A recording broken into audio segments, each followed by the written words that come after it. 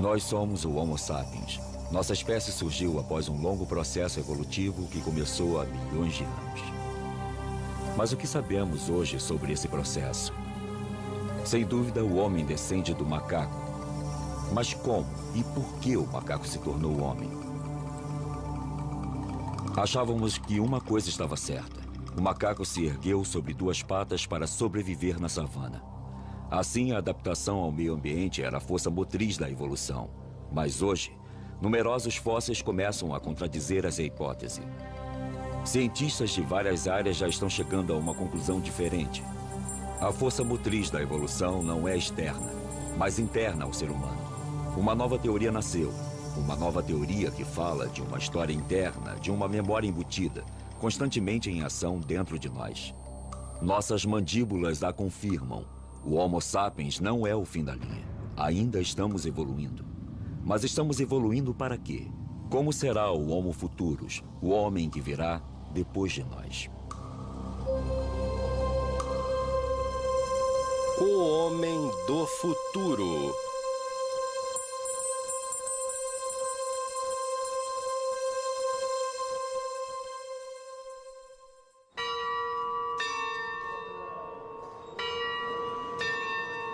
Nos últimos 20 anos, o número de fósseis encontrados triplicou.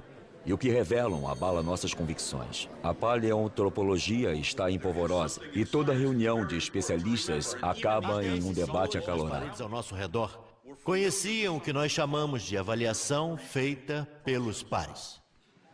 A teoria de que os macacos ficaram eretos em duas patas para se adaptar à savana está cada vez mais enfrentando fatos contraditórios. Todas as tendências apontam claramente para uma região talvez toda de floresta, no princípio, mas não simplesmente de floresta. Talvez um mosaico com grandes espaços abertos e também espaços de floresta. O aumento do número de descobertas torna o assunto confuso. Elas modificam o cenário e nos forçam a reconsiderar questões fundamentais. De onde nós viemos? Para onde nós vamos? Quem somos nós? Qual é a definição de vocês para a taxonomia hominídea? Para vocês, o que são características derivadas? Por hominídea, quero dizer o ramo humano, porque isso pode ser debatido. Temos colegas que também põem os chimpanzés e os gorilas no grupo hominídeo. As cavernas de Stegfontein são um dos sítios pré-históricos mais prolíficos da Terra. Aqui, em 1997, Ron Clark descobriu um dos fósseis que sacudiu as teorias estabelecidas.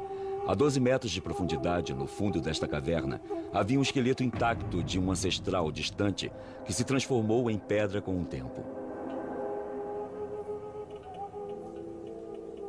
Esse indivíduo era um australopiteco, tem uns 3.300.000 anos. Ele morava em um ambiente de florestas e, por algum motivo, chegou perto demais da entrada de um buraco que levava ao fundo desta caverna.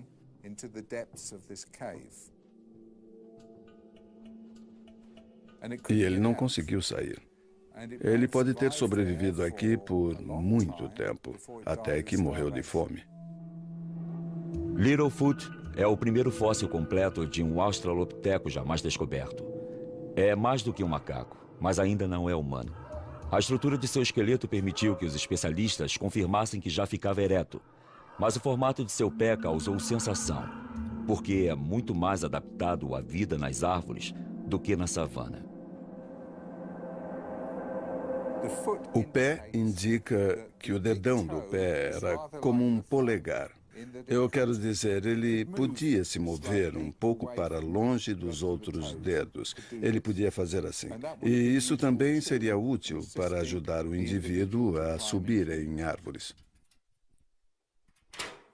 Considerado um dos pioneiros da paleontologia moderna, Philip Tobias dirigiu pessoalmente as escavações em Stegfontein por mais de um quarto de século. Para ele, o pé de Littlefoot está longe de ser a única prova de que o australopiteco vivia principalmente na floresta. Se a gente olhar para todas as provas dos restos de animais, dos restos de plantas e dos hominídeos dos sítios do sul da África, do leste da África, eles apontam para um bioma uma massa viva de criaturas, plantas e animais que não estavam ajustados à savana, não estavam adaptados a ela. Ao contrário, percebemos que são criaturas, tanto as plantas quanto os animais, que seriam bem adaptadas à vida de uma floresta.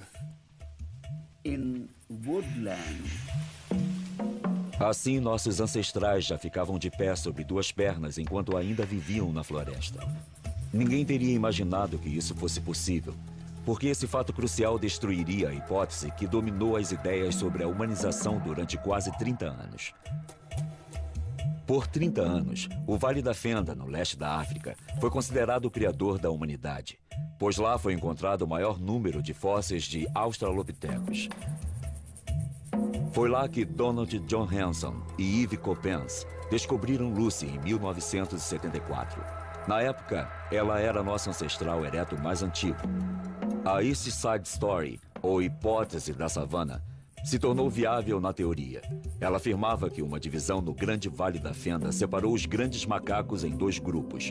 Um ficou no oeste, na floresta, mas no leste o outro grupo teve que se adaptar ao novo ambiente, a savana. Para sobreviver e avistar os predadores, esses macacos tinham que se erguer para enxergar acima do mato alto. Essa hipótese atraente dizia que a evolução era motivada pela adaptação ao ambiente, mas descobertas recentes a puseram completamente em dúvida. A hipótese da savana, que foi sustentada por todo este tempo, ela é do meu tempo de estudante. Está morta. A hipótese da savana está ultrapassada. Abra a janela e jogue a tal hipótese da savana fora. Ela já não é mais sustentável. Daí, se essa não é mais a razão pela qual ficamos de pé, se ela não explica isso, em que pé estamos? Nós voltamos à estaca zero. Nos idos de 1983, a paleontologista Anne Danbecourt Malassé estava mesmo na estaca zero.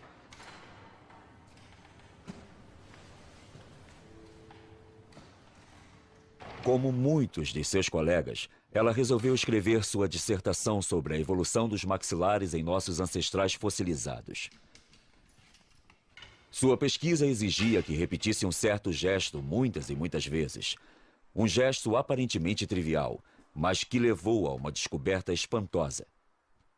Ela virou os crânios de cabeça para baixo.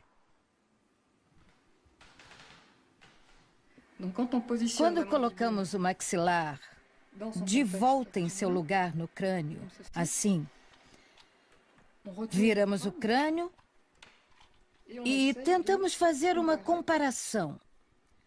Desta vez não dos maxilares, mas da base dos fósseis de um chimpanzé jovem, de um neandertal jovem e de um sapiens jovem. Ao virar os crânios, ela acabou percebendo que o que mudava do macaco para o homem não era apenas as proporções cranianas. Os crânios deviam ser vistos como estruturas móveis que chegavam a um novo equilíbrio ao evoluírem de uma espécie para outra. E a chave desse equilíbrio está por baixo. A novidade aqui foi perceber que, se a forma da mandíbula mudava, a forma da face mudava também. E isso se deve, antes de mais nada, a uma mudança na posição dos ossos da base. Ela não sabia na época, mas uma ortodontista tinha reparado na mesma coisa. Quando uma criança sofre um desalinhamento nos dentes, o responsável é o desenvolvimento do crânio inteiro. Você atende adultos também? Não, eu só trato crianças. Ao colocar nas crianças aparelhos dentais que fazem pressão diretamente na base do crânio, Marie-Joseph Deyer consegue recuperar o equilíbrio e tem muito mais sucesso do que simplesmente alinhando os dentes.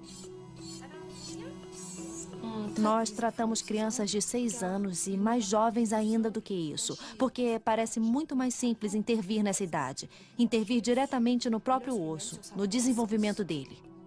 Na Europa, 70% das crianças têm problemas com desalinhamento de dentes e maxilares. Nos Estados Unidos, 80%. No Japão, 95%. E esses números estão aumentando sempre. Cada uma está registrando, medindo e analisando esse fenômeno. Ao longo da evolução, a base do crânio gira para baixo cada vez mais, e o desalinhamento dos maxilares das crianças de hoje pode ser explicado pelas diferenças que isso cria nos ângulos. Mas qual é a chave para essa flexão?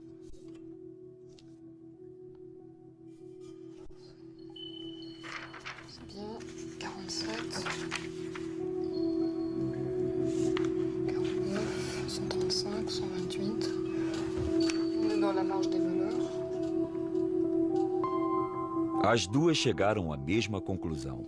A base craniana, assim como o crânio inteiro, está organizada em torno de um único osso, o esfenoide. Se voltarmos atrás no nosso processo de desenvolvimento, o primeiro osso a ficar no lugar e que determina a posição dos outros em sua formação é o que chamamos de esfenoide. É o osso mais complexo e diferenciado no crânio. O esfenoide é um osso bem escondido no próprio centro do crânio. Ele tem uns 10 centímetros de largura, com uma forma de borboleta.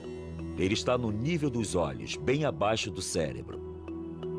Este osso é o núcleo em volta do qual nosso crânio e depois nosso esqueleto tomam forma enquanto nos desenvolvemos. O osso esfenoide é o pilar central do nosso grande quebra-cabeças craniano. À frente dele está a região da fronte. Pelos lados, os ossos temporais e parietais. Por trás, tem uma série de ossos que se juntam à coluna vertebral e que determinam nossa postura trípode.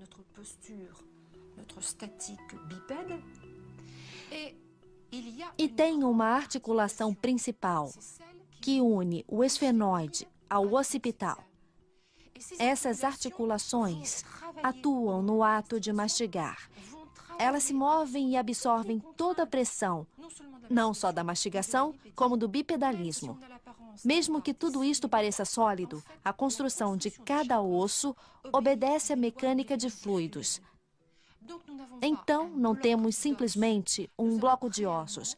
O que temos é um quebra-cabeças que realmente vive, é dinâmico e se mexe. O esfenoide é a chave. A forma desse osso evoluiu durante milhões de anos. E a cada vez que se dobrou, levou ao aparecimento de uma nova espécie da família hominídea. O extraordinário é que o esfenoide mudou de forma 5 vezes em 70 milhões de anos, curvando-se um pouco mais para baixo a cada vez. Como podemos explicar a repetição desse fenômeno em intervalos de milhões de anos? Pela primeira vez, uma tendência única salta aos olhos. Uma espécie de fio narrativo que parece se estender na história de nossa evolução desde os primeiros primatas até o homem moderno. Em que ponto do desenvolvimento individual esse osso crucial fica no lugar? E como? Anne Dambricourt se aprofunda no estudo do desenvolvimento fetal e embrionário. Ela quer determinar o momento exato em que o esfenoide adquire a sua forma.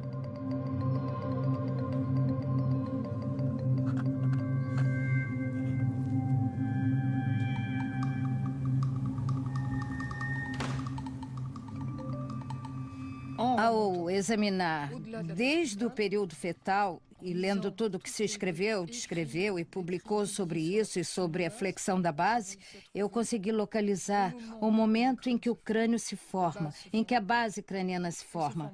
Ela se forma sozinha e o momento da flexão é muito aparente. Se dá entre 7 e 8 semanas. Em outras palavras, praticamente no fim do período embrionário, logo antes do começo do período fetal. O esfenoide é o primeiro osso a se formar no embrião. Nos primeiros dias de vida, ele é plano, como em todos os mamíferos. Então, o cérebro e o sistema nervoso começam a se enrolar e o esfenoide se flexiona e se modifica.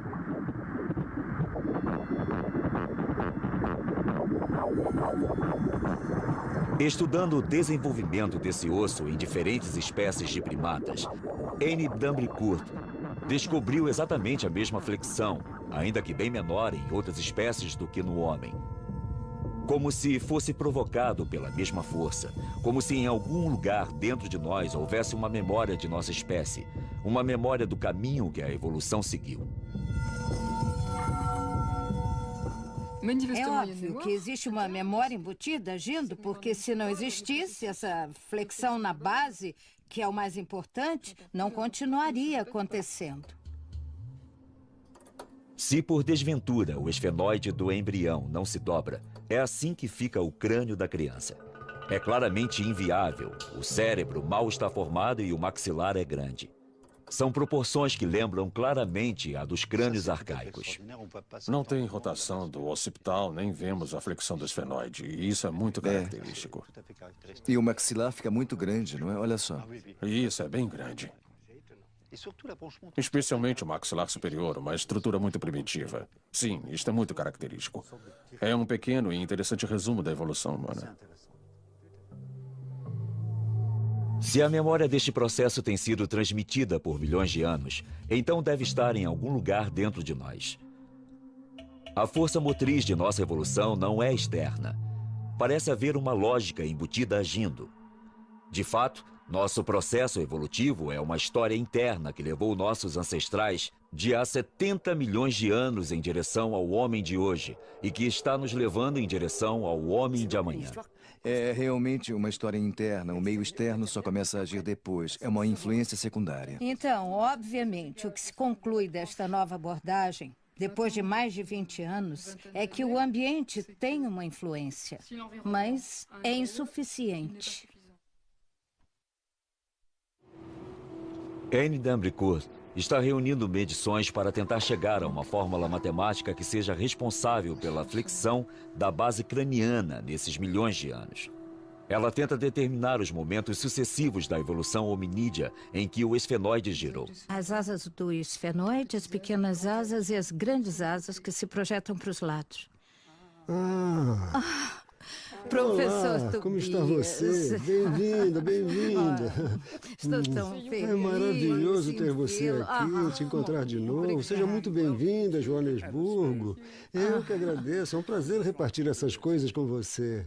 Philip Tobias sempre apoiou Anne e a encorajou em seu trabalho.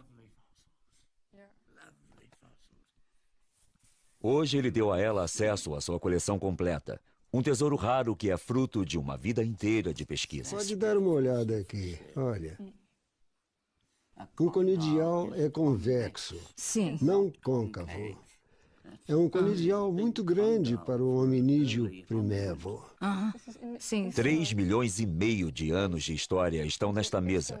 Fósseis de hominídeos que Anne pode gerar e examinar como quiser para medir a flexão de sua base. Pode dar uma olhada. Isto é como montar um quebra-cabeças. Você percorreu um longo caminho desde aqueles dias. E vai me desculpar por dizer isso, mas ainda falta um bocado de caminho. Ela levou 10 anos de pesquisa ao redor do globo para conseguir descrever com exatidão as transformações do esfenoide no tempo. Mas o que descobriu confirmou seu pressentimento. A evolução hominídea não ocorreu gradualmente, mas em grandes estágios. Os períodos de estabilidade entre cada flexão da base ficaram cada vez mais curtos. E a cada vez que o esfenoide continuava seu movimento, era dado um passo no processo de hominização. A história contada pelas flexões sucessivas do esfenoide é a história das grandes mutações que levaram ao homem. Esta é a nossa história. Então temos aqui a história incrível dos mamíferos. A base do crânio é plana. Daí começa a se dobrar e parece não poder parar uma vez que o processo começou.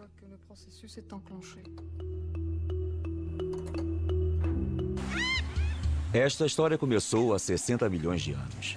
As florestas de todo o planeta estavam cheias de proscímios, nossos ancestrais mais antigos. Esses lêmures de Madagascar são os últimos sobreviventes modernos dessas espécies. Eles são os primeiros personagens principais dessa história. Mas seu esfenoide ainda não se dobrou. Dá para ver que a base é muito comprida e plana. Esses proscímios já têm algo em comum conosco. Uma versão rudimentar da nossa mão, o polegar, que milhões de anos mais tarde se tornaria indispensável ao homem.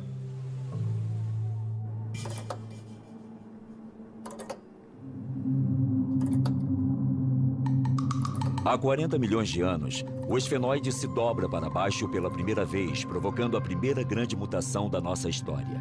Este fenômeno não é encontrado em nenhuma outra grande família além da nossa. O que se vê imediatamente é que o crânio não é mais plano.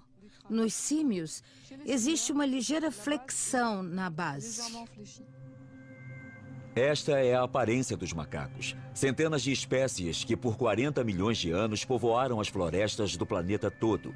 Essa mutação, como as que vieram depois, deu origem a novas capacidades. E com ela, os olhos mudaram totalmente de posição para ficarem bem de frente. Isso possibilitou a visão estereoscópica. Esse é um ponto crucial. O tempo parece se contrair. As grandes mutações da hominização começam a ocorrer cada vez mais juntas, como se um relógio interno tivesse começado a andar cada vez mais depressa. Pode-se observar que, pela segunda vez, ocorre uma deformação no esfenoide. O crânio inteiro se desenvolve em torno de uma base que está mais dobrada. O cérebro se torna mais complexo, o rosto menos prognato.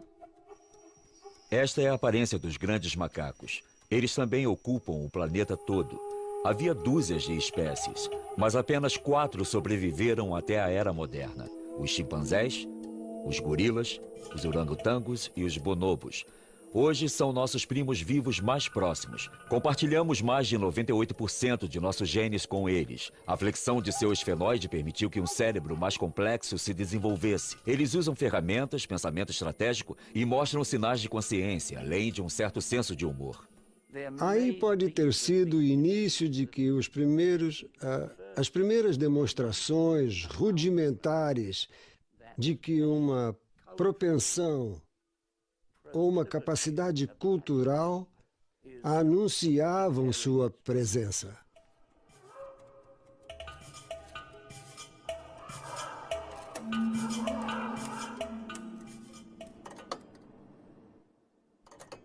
O ritmo acelera de novo. Há 6 milhões de anos, o esfenoide se dobra uma terceira vez, sempre na mesma direção. Esta é a aparência do australopiteco. Eles não são mais macacos, mas também ainda não são humanos.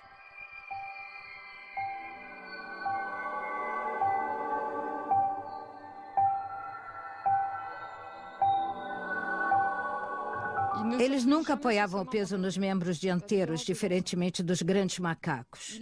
Já tinham uma certa verticalidade, embora não como nós.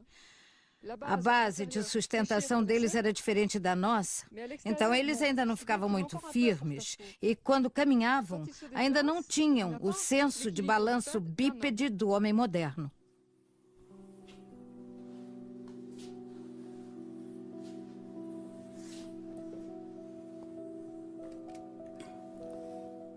Esta é a famosa criancinha.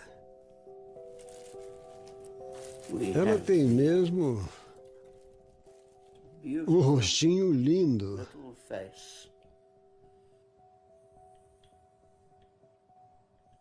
Uma articulação perfeita. E voilá! O cérebro. O fóssil de Taung é um dos fósseis de australopiteco mais preciosos. Esta maravilha tem 2 milhões e 300 mil anos. Ela inclui o único fóssil já descoberto de um cérebro. Tem um volume de 500 centímetros cúbicos, muito menos do que o dos nossos, mas é mais complexo do que de um macaco. Esse desenvolvimento foi possível por causa de uma nova posição de seu O cérebro esfenoide. era a chave. Então, não só eles tinham esta mão que podia manipular ferramentas, como tinham um cérebro que dizia a eles o que fazer com ela. E um cérebro que dizia a eles como evitar um confronto com carnívoros. Então, eles se valiam de sua esperteza, de seu cérebro e da cultura que estavam desenvolvendo. Armado desses novos talentos, o Australopiteco se aventurou nas savanas vizinhas, provavelmente para caçar. Mas por outros 2 ou 3 milhões de anos, seu habitat foi a floresta e ele continuava a buscar refúgio nas árvores à noite. Talvez eles dormissem nas árvores por segurança, porque os leopardos geralmente não sobem em árvores altas, como os gorilas fazem hoje em dia e como os chimpanzés também fazem. Esse parece ser um novo tipo de paradigma para a verticalidade. Então, antes de descer para a Terra, talvez você já estivesse um pouco vertical, ereto, e desenvolvesse novos traços hominídeos que permitiam a verticalidade e o andar e correr em 2 pernas. O Australopiteco viveu por 4 milhões de anos. O gênero compreendia diversas espécies, mas o esfenoide era similar em todas. Sua inteligência permitia que fizesse ferramentas mais sofisticadas, mas nunca dominou o fogo. Seus fósseis são encontrados no sul, no norte e no leste da África, e parece que nunca deixou o continente. Essa criatura foi muito bem sucedida e se tornou, nós acreditamos, você e eu.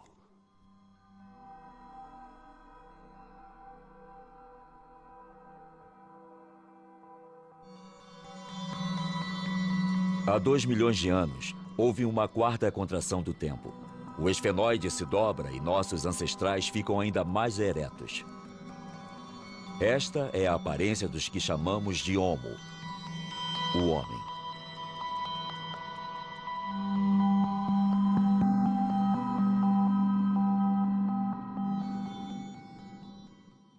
Sua pelve é diferente. As proporções de seus membros são diferentes. O homem é um caminhante, um corredor.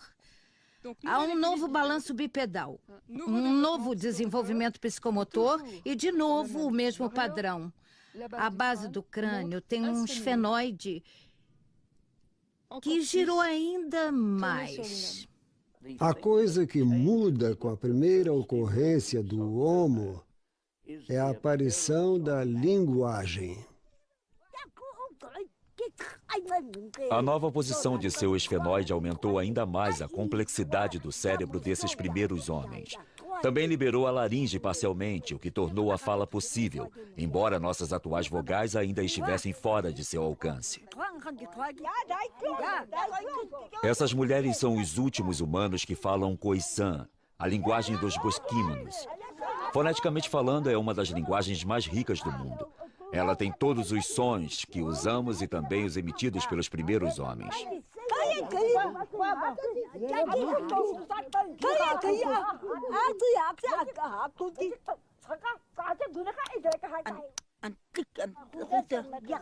Tem um leque completo de estalos altamente desenvolvidos feitos com a língua e a boca, que substituíam as vogais na época. Tem o estalo dental, o estalo lateral, o do palato superior, o palatal, e o bilabial, específico apenas desta língua. Antes de desenvolver totalmente a caixa vocal, a gente usava a língua para estalar nos dentes, no palato, nos lados da boca. E isso não exigia vogais. Assim, você podia fazer distinções em uma linguagem bastante primitiva, usando esses sons contrastantes. Essas mulheres são os últimos seres que podem esclarecer como o homem começou a falar.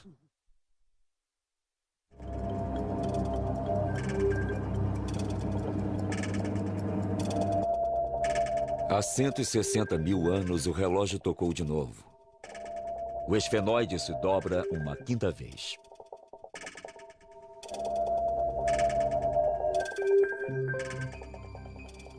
O cérebro se torna muito mais complexo. É mais bem suprido de sangue. E, naturalmente, depois desta evolução biológica, nós vamos ver muito rapidamente uma evolução cultural. Esta é a aparência do Homo sapiens.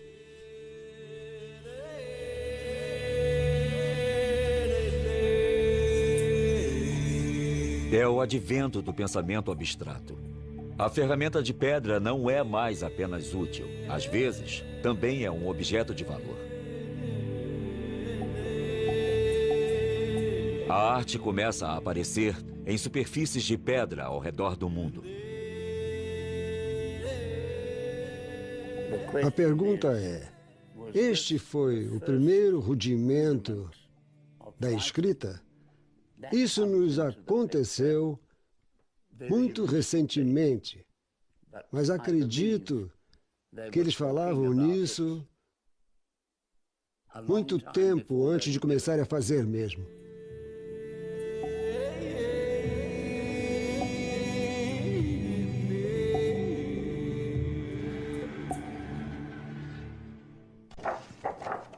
O que é mais extraordinário na descoberta de Anne é que ela nunca põe em dúvida a classificação tradicional dos fósseis.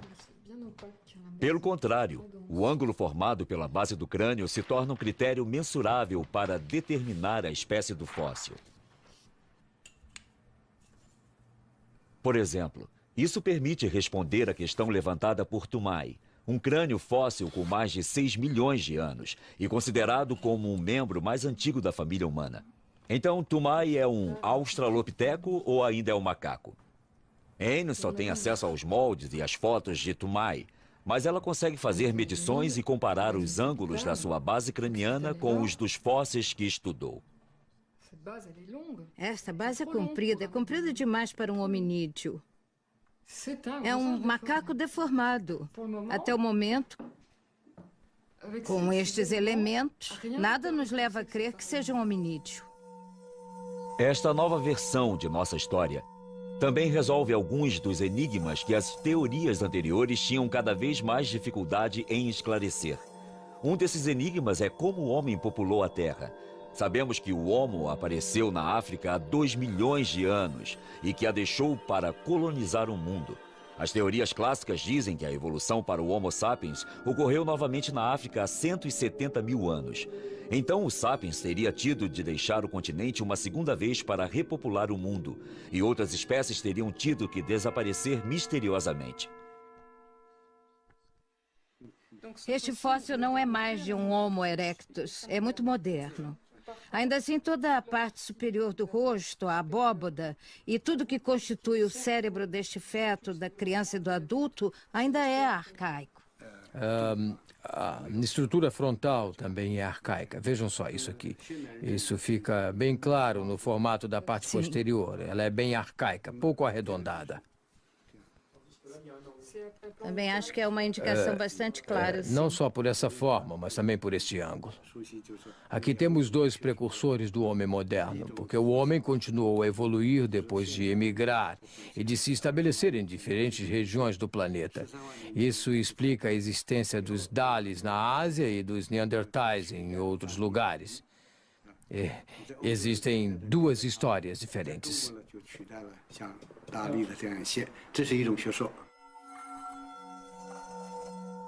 Os Dalis fornecem provas de que o homem arcaico evoluiu para o sapiens simultaneamente em diferentes partes do mundo. Isso poderia dizer que não houve apenas um, mas diversos locais de origem da humanidade moderna? Marie-Joseph Deye também foi à China, onde suas observações das diferenças entre as estruturas cranianas das crianças chinesas e europeias a levaram a tirar a mesma conclusão.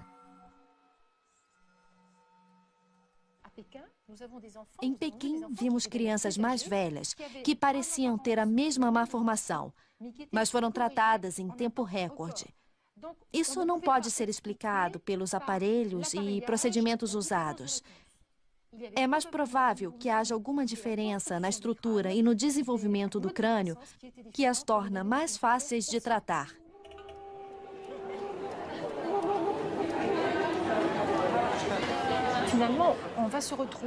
No fim das contas, vamos terminar com uma estrutura, um quebra-cabeças craniano, digamos, que não se encaixa do mesmo jeito. Depende se vem de uma origem europeia, de uma origem africana ou de uma origem asiática. Na minha opinião, é através de nosso estudo das crianças de hoje que viremos a entender como os vários locais de origem da humanidade se organizaram. Se realmente existiram vários locais de origem da humanidade moderna, então o Sapiens não precisou deixar a África uma segunda vez para repopular o mundo. Essa hipótese muda inteiramente o mapa de como os humanos ocuparam a Terra. O Homo realmente saiu da África há 2 milhões de anos, mas ele também evoluiu em diferentes regiões do planeta e um grande número de espécies se desenvolveu.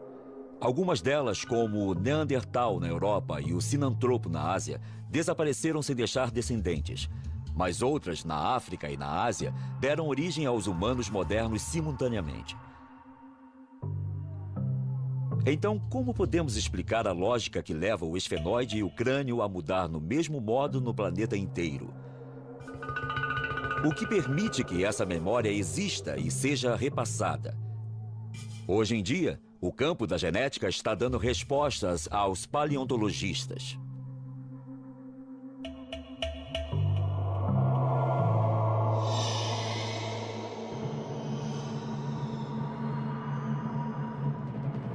Existe uma causa recorrente e essa causa é genética. Quer dizer que está programada, é hereditária. Podemos localizá-la, está gravada, é interna, é transmissível. Está claro que a estrutura do cérebro e as contrações faciais são, sem dúvida, controladas por genes reguladores ou genes arquitetos. São genes OXs ou genes homeoboxes, como são chamados, que são genes que regulam e controlam o desenvolvimento embrionário individual. Este é o axolotl, uma pequena salamandra aquática encontrada no México. Esta criatura permitiu que os cientistas elucidassem o papel dos genes reguladores. Ao injetar um hormônio que estimula um determinado gene desse tipo, o desenvolvimento do axolotl pode ser significativamente alterado. Em poucos dias, as guelras dos 2 lados da cabeça começam a encolher.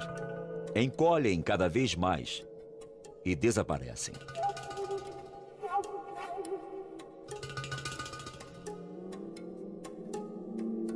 E a salamandra abandona a água, pois se tornou um animal terrestre com um par de pulmões. Você não precisa de 1 milhão de mutações. A mutação de apenas 2 ou 4 genes reguladores pode mudar completamente a estrutura de um organismo. Assim, a mutação de uns poucos genes é o bastante para explicar as dramáticas diferenças morfológicas que nos separam dos macacos, embora compartilhemos 98% de nossos genes. Durante a evolução toda, temos o mesmo padrão básico. Mais espécies desaparecem, se tornam extintas, são incapazes de sobreviver a mudanças dramáticas no clima e na ecologia, diferente das que tiveram as mutações certas e sobreviveram. A evolução é a exceção. A extinção é a regra. Isso significa que existe uma direção, um caminho, um processo global ocorrendo que a evolução segue em todo lugar? É uma pergunta perturbadora que todo pesquisador que estuda a origem da vida e da história do universo deve perguntar.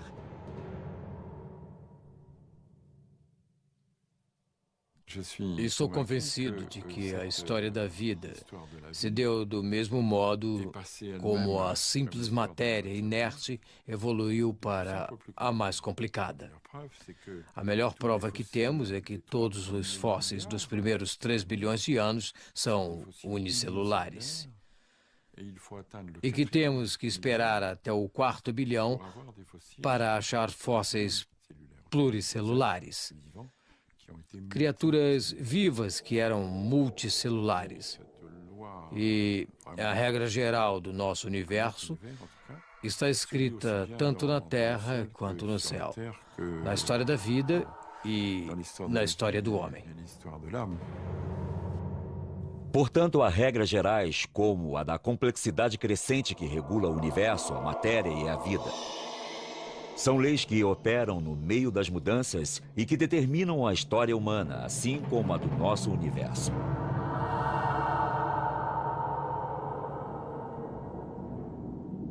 E seguindo esses caminhos, nosso esfenoide irá um dia girar de novo, dando origem ao homem que nos sucederá. Não existe motivo para o processo parar no Sapiens. Temos razões para crer que, em mais alguns milhares de anos, não sabemos exatamente quantos, mas podemos ter certeza de que as populações vão evoluir simultaneamente, ao mesmo tempo. A verticalização da face, o arredondamento da parte posterior do crânio, a redução da mandíbula e dos pomos da face são tendências que vêm de longe no passado e que vão continuar. Em 1 milhão de anos, se a Terra não tiver explodido, nós teremos crânios extremamente altos e extremamente redondos, com mandíbulas extremamente pequenas. Os cientistas predizem que nossos cérebros vão ficar ainda mais complexos. Será que esse homem com uma testa grande partirá para descobrir novos mundos, como fizeram seus ancestrais? Será que o Homo Futurus será o extraterrestre da nossa imaginação?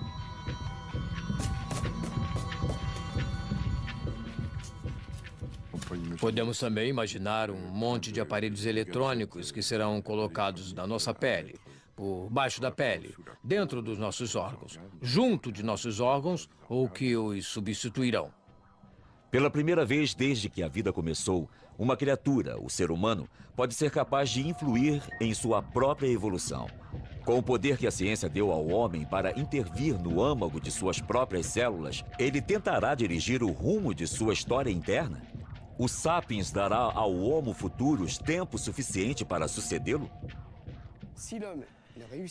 Se o homem não conseguir controlar sua população e salvar os recursos do planeta, ele arrisca se extinguir, o que significa que o mundo se tornará de novo o que realmente é, ou seja, um mundo de bactérias, artrópodes e insetos. Também podemos esperar que esses humanos tenham uma consciência de seu lugar de origem, que não será mais a África, mas o planeta. E o que ele fizer com esse cérebro, que será fundamental para a sua sobrevivência e sua adaptação. Essa é a mensagem verdadeira da evolução humana, a de ensinar às crianças a linguagem humana. Ensinar às crianças os mecanismos da sobrevivência e ensinar a elas as mensagens dos rituais e dos espíritos, do espiritual, que se tornaram e se tornam ainda muito mais importantes na sobrevivência do homem. Aí está o futuro.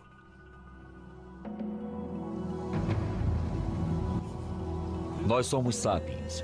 Somos as primeiras criaturas com um cérebro complexo bastante para estudar a história de nossa evolução. Somos capazes de tentar penetrar seu significado. Ainda assim, seremos suficientemente desenvolvidos para fazer isso? Ou continuaremos a nos chocar com obstáculos que o Homo Futurus vai facilmente ultrapassar?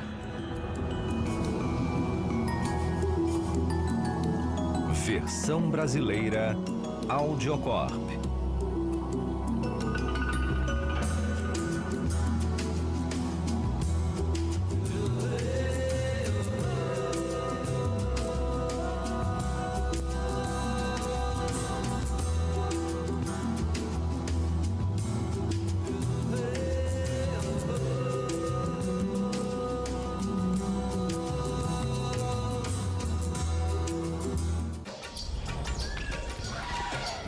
Consciência, além de um certo senso de humor.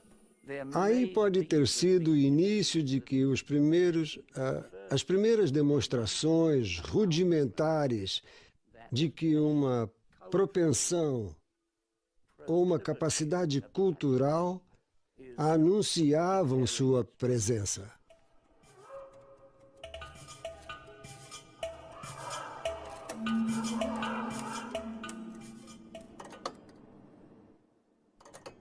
O ritmo acelera de novo.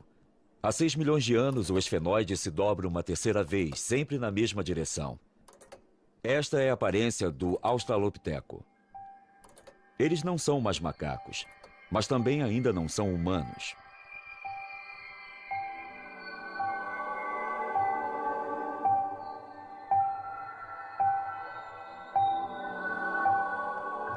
Eles nunca apoiavam o peso nos membros dianteiros, diferentemente dos grandes macacos. Já tinham uma certa verticalidade, embora não como nós. A base de sustentação deles era diferente da nossa, então eles ainda não ficavam muito firmes e, quando caminhavam, ainda não tinham o senso de balanço bípede do homem moderno.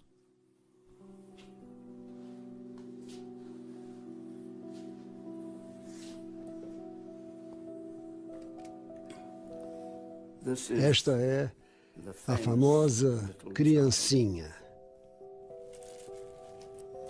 Ela tem mesmo um rostinho lindo.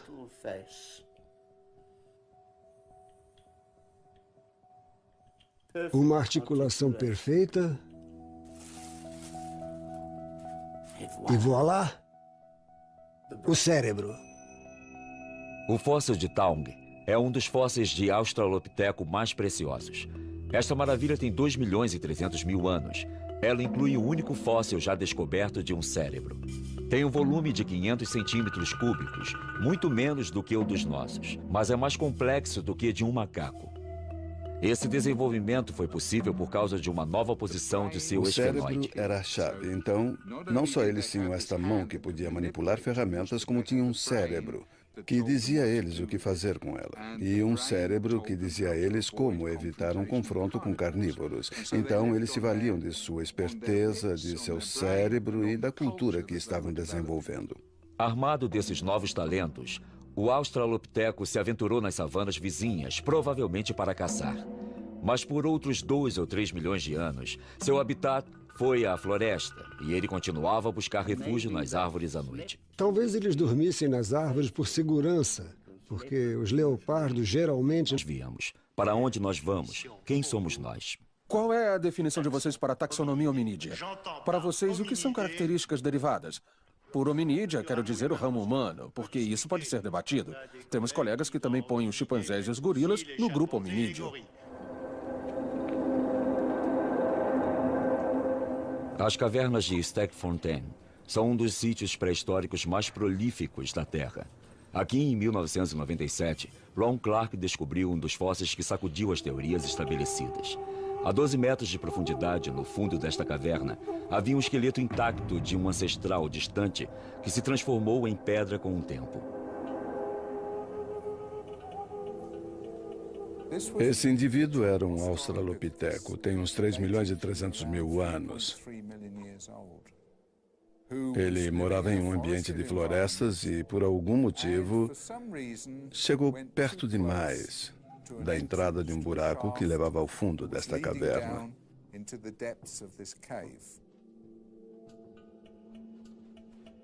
E ele não conseguiu sair. Ele pode ter sobrevivido aqui por muito tempo, até que morreu de fome. Littlefoot é o primeiro fóssil completo de um australopiteco jamais descoberto. É mais do que um macaco, mas ainda não é humano. A estrutura de seu esqueleto permitiu que os especialistas confirmassem que já ficava ereto, mas o formato de seu pé causou sensação, porque é muito mais adaptado à vida nas árvores do que na savana. O pé indica que o dedão do pé era como um polegar. Eu quero dizer, ele podia se mover um pouco para longe dos outros dedos. Ele podia fazer assim.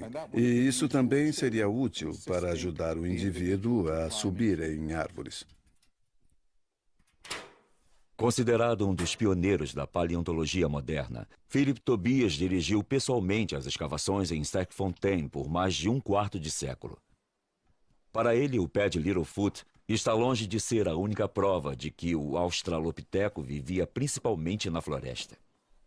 Se a gente olhar para todas as provas dos restos de animais, dos restos de plantas e dos hominídeos dos sítios do sul da África, do leste da África, eles apontam para um bioma, uma massa viva de criaturas, plantas e animais que não estavam ajustados à savana, não estavam adaptados a ela.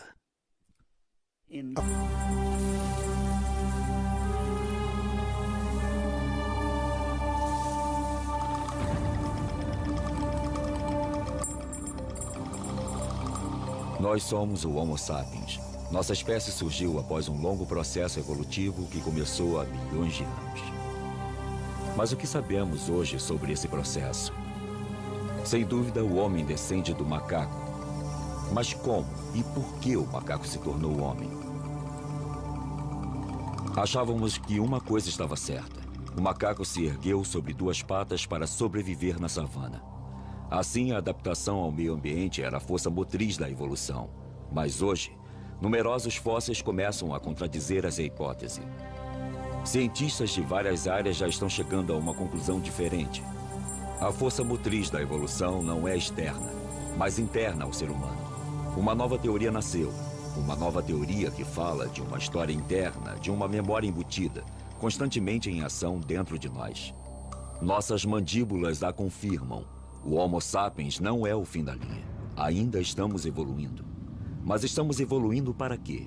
Como será o Homo futurus, o homem que virá depois de nós? O homem do futuro.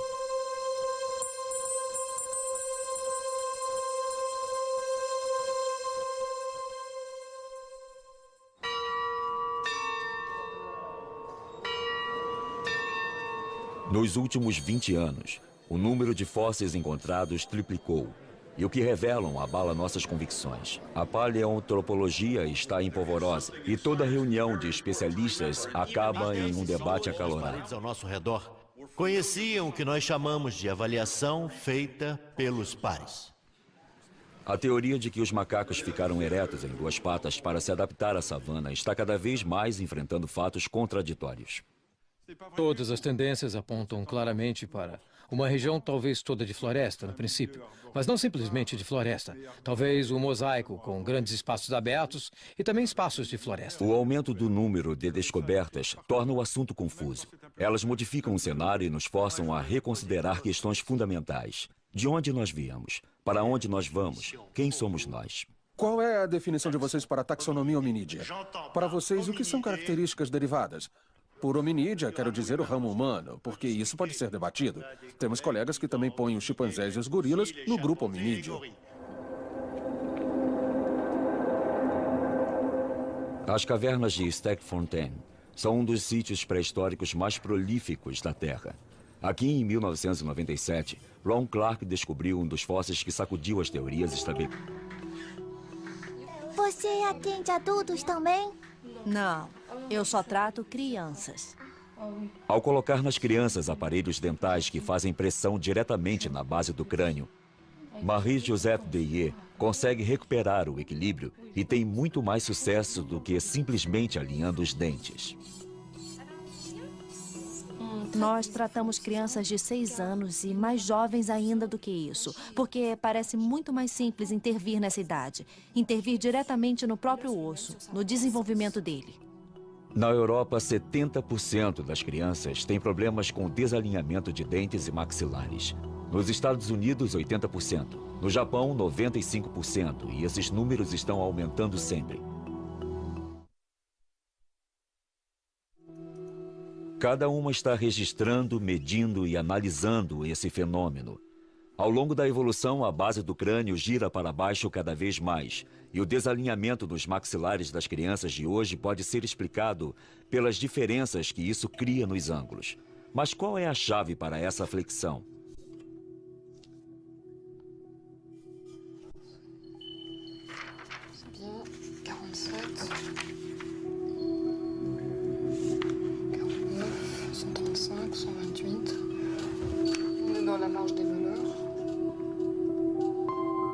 As duas chegaram à mesma conclusão.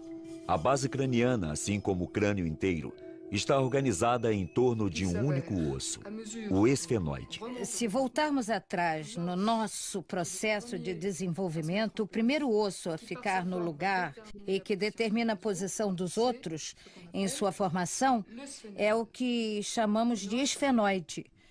É o osso mais complexo e diferenciado no crânio. O esfenoide é um osso bem escondido no próprio centro do crânio. Ele tem uns 10 centímetros de largura, com uma forma de borboleta. Ele está no nível dos olhos, bem abaixo do cérebro. Este osso é o núcleo em volta do qual nosso crânio e depois nosso esqueleto tomam forma enquanto nos desenvolvemos. O osso esfenoide é o pilar central do nosso grande quebra-cabeças craniano. À frente dele está a região da fronte. Pelos lados, os ossos temporais e parietais. Por trás, tem uma série de ossos que se juntam à coluna vertebral e que determinam nossa postura trípode.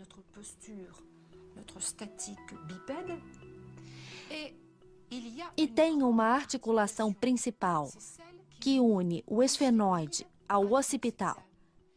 Essas Ásia e dos Neandertais em outros lugares. Existem duas histórias diferentes.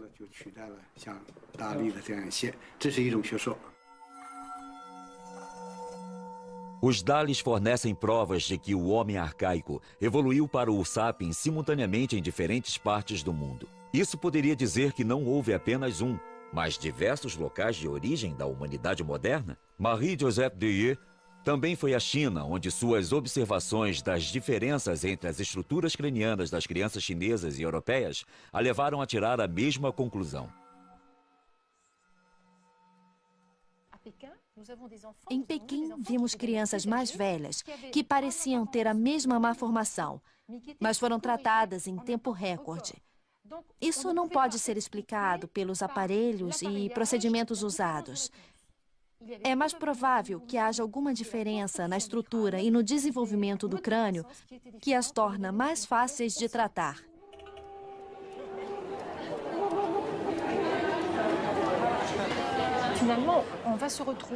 No fim das contas, vamos terminar com uma estrutura, um quebra-cabeças craniano, digamos, que não se encaixa do mesmo jeito. Depende se vem de uma origem europeia, de uma origem africana ou de uma origem asiática. Na minha opinião, é através de nosso estudo das crianças de hoje que viremos a entender como os vários locais de origem da humanidade se organizaram. Se realmente existiram vários locais de origem da humanidade moderna, então o Sapiens não precisou deixar a África uma segunda vez para repopular o mundo. Essa hipótese muda inteiramente o mapa de como os humanos ocuparam a Terra.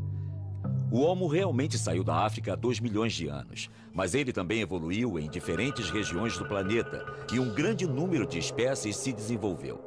Algumas delas, como o Neandertal na Europa e o Sinantropo na Ásia, desapareceram sem deixar descendentes. Mas outras, na África e na Ásia, deram origem aos humanos modernos simultaneamente. Então, como podemos explicar a lógica que leva o esfenoide e o crânio a mudar no mesmo modo no planeta inteiro? O que permite que essa memória exista e seja repassada? Hoje em dia, o campo da genética está dando respostas aos paleontologistas.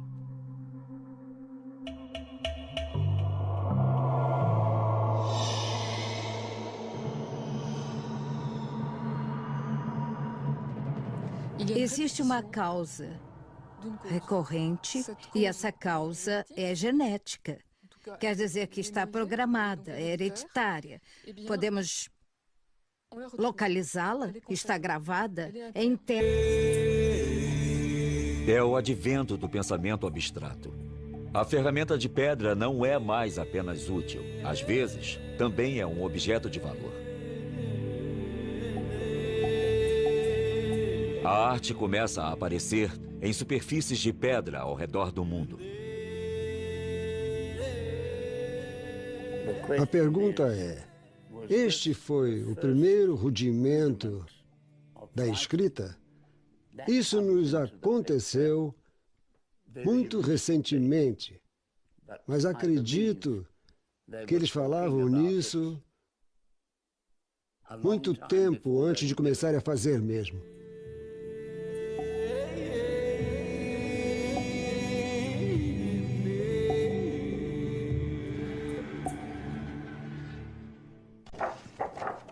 O que é mais extraordinário na descoberta de Anne é que ela nunca põe em dúvida a classificação tradicional dos fósseis. Pelo contrário, o ângulo formado pela base do crânio se torna um critério mensurável para determinar a espécie do fóssil. Por exemplo, isso permite responder à questão levantada por Toumai, um crânio fóssil com mais de 6 milhões de anos e considerado como um membro mais antigo da família humana. Então, Toumai é um australopiteco ou ainda é um macaco? Anne só tem acesso aos moldes e às fotos de Toumai, mas ela consegue fazer medições e comparar os ângulos da sua base craniana com os dos fósseis que estudou. Esta base é comprida demais para um hominídeo. É um macaco deformado. Até o momento, com estes elementos, nada nos leva a crer que seja um hominídeo. Esta nova versão de nossa história também resolve alguns dos enigmas que as teorias anteriores tinham cada vez mais dificuldade em esclarecer. Um desses enigmas é como o homem populou a Terra. Sabemos que o Homo apareceu na África há 2 milhões de anos e que a deixou para colonizar o mundo. As teorias clássicas dizem que a evolução para o Homo sapiens ocorreu novamente na África há 170 mil anos. Então o sapiens teria tido de deixar o continente uma segunda vez para repopular o mundo, e outras espécies teriam tido que desaparecer misteriosamente.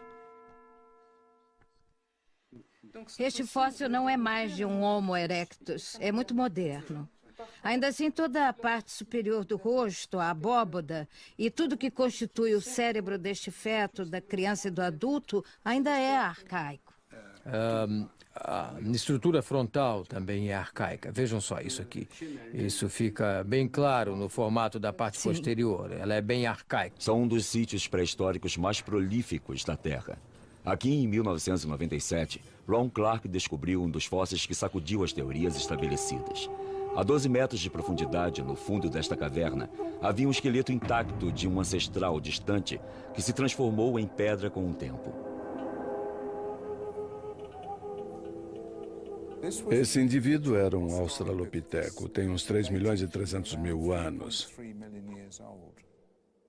Ele morava em um ambiente de florestas e, por algum motivo, chegou perto demais da entrada de um buraco que levava ao fundo desta caverna.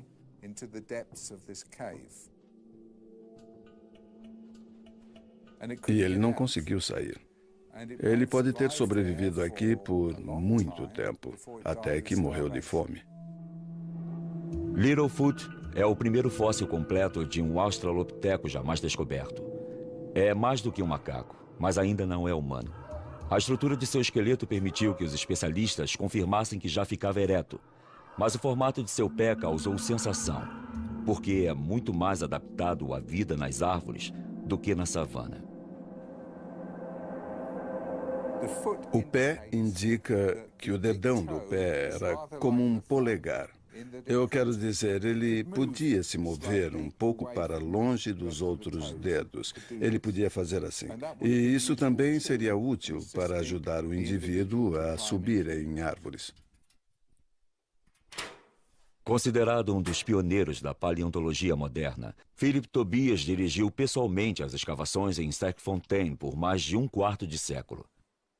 Para ele, o pé de Littlefoot está longe de ser a única prova de que o australopiteco vivia principalmente na floresta.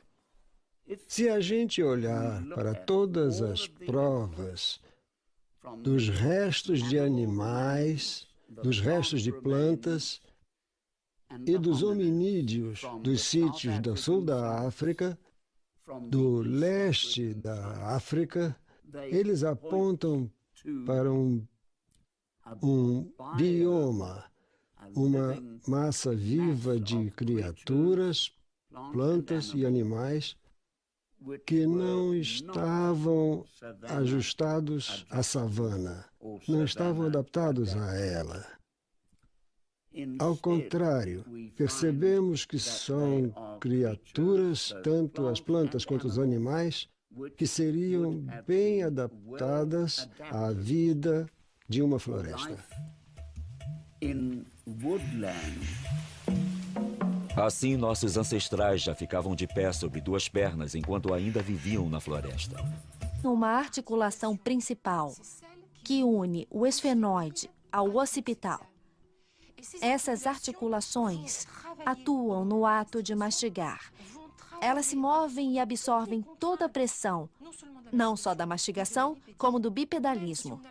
Mesmo que tudo isto pareça sólido, a construção de cada osso obedece à mecânica de fluidos.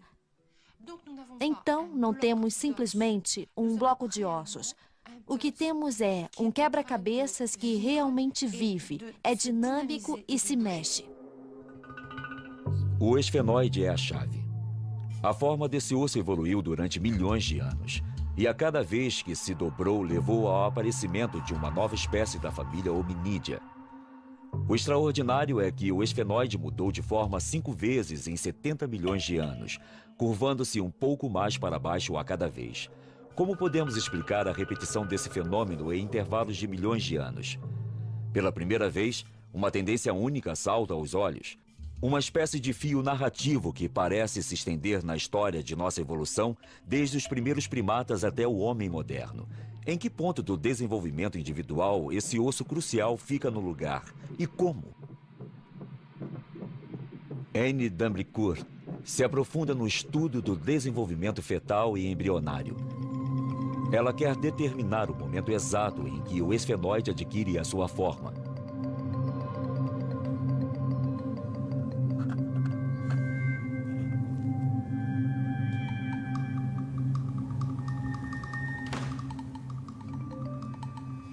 Ao examinar desde o período fetal e lendo tudo o que se escreveu, descreveu e publicou sobre isso e sobre a flexão da base, eu consegui localizar o momento em que o crânio se forma, em que a base craniana se forma. Ela se forma sozinha e o momento da flexão é muito aparente. Se dá entre 7 e 8 semanas. Em outras palavras, praticamente no fim do período embrionário, logo antes do começo do período fetal. O esfenoide é o primeiro osso a se formar no embrião. Nos primeiros dias de vida, ele é plano, como em todos os mamíferos. Então, o cérebro e o sistema nervoso começam a se enrolar e o esfenoide se flexiona e se modifica.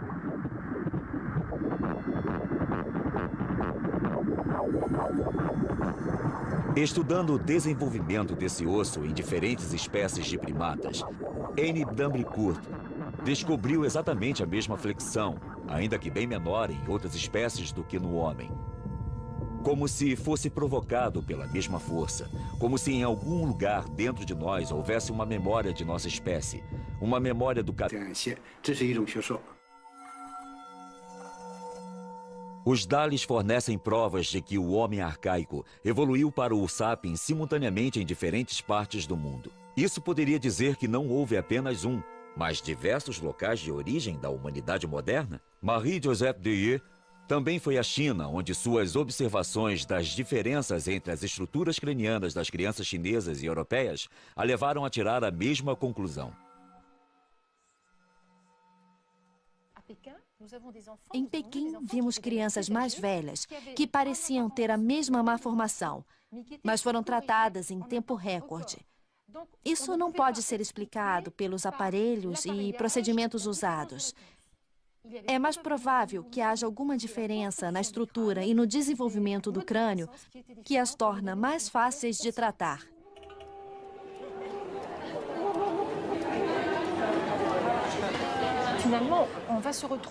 No fim das contas, vamos terminar com uma estrutura, um quebra-cabeças craniano, digamos, que não se encaixa do mesmo jeito. Depende se vem de uma origem europeia, de uma origem africana ou de uma origem asiática. Na minha opinião, é através de nosso estudo das crianças de hoje que viremos a entender como os vários locais de origem da humanidade se organizaram. Se realmente existiram vários locais de origem da humanidade moderna, então o Sapiens não precisou deixar a África uma segunda vez para repopular o mundo. Essa hipótese muda inteiramente o mapa de como os humanos ocuparam a Terra. O Homo realmente saiu da África há 2 milhões de anos, mas ele também evoluiu em diferentes regiões do planeta e um grande número de espécies se desenvolveu. Algumas delas, como o Neandertal na Europa e o Sinantropo na Ásia, desapareceram sem deixar descendentes. Mas outras, na África e na Ásia, deram origem aos humanos modernos simultaneamente. Então, como podemos explicar a lógica que leva o esfenoide e o crânio a mudar no mesmo modo no planeta inteiro? O que permite que essa memória exista e seja repassada? Hoje em dia, o campo da genética está dando respostas aos paleontologistas.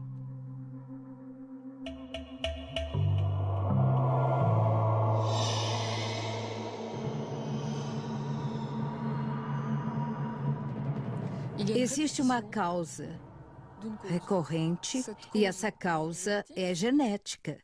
Quer dizer que está programada, é hereditária. Podemos localizá-la, está gravada, é interna, é transmissível. Está claro que a estrutura do cérebro e as contrações faciais são... Se por desventura o esfenoide do embrião não se dobra, é assim que fica o crânio da criança. É claramente inviável. O cérebro mal está formado e o maxilar é grande. São proporções que lembram claramente a dos crânios arcaicos. Não tem rotação do occipital, nem vemos a flexão do esfenoide. E isso é muito característico. E o maxilar fica muito grande, não é? Olha só. Isso é bem grande. Especialmente o maxilar superior, uma estrutura muito primitiva. Sim, isto é muito característico. É um pequeno e interessante resumo da evolução humana. Se a memória deste processo tem sido transmitida por milhões de anos, então deve estar em algum lugar dentro de nós. A força motriz de nossa evolução não é externa. Parece haver uma lógica embutida agindo. De fato, nosso processo evolutivo é uma história interna que levou nossos ancestrais de há 70 milhões de anos em direção ao homem de hoje e que está nos levando em direção ao homem de amanhã.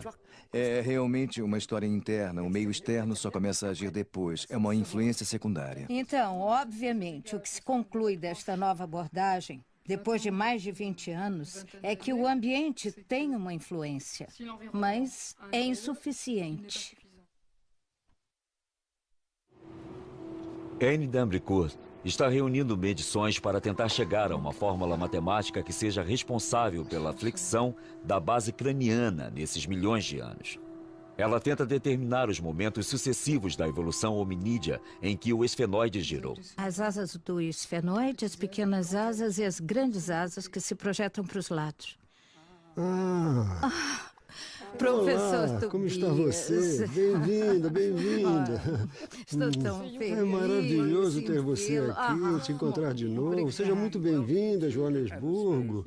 Eu que agradeço, é um prazer repartir essas coisas com você. Philip Tobias sempre apoiou Anne e a encorajou em seu trabalho. Hoje ele deu a ela acesso à sua coleção completa. Um tesouro raro que é fruto de uma vida inteira de pesquisas. Pode dar uma olhada aqui. Olha. O conidial é convexo, não côncavo. É um conidial muito grande para o hominídeo primevo. 3,5 milhões de anos de história estão nesta mesa. Fósseis de hominídeos que Anne pode gerar e examinar como quiser para medir a flexão de sua base. Pode dar uma olhada. Isto é como montar um quebra-cabeças. Você percorreu um longo caminho desde aqueles dias.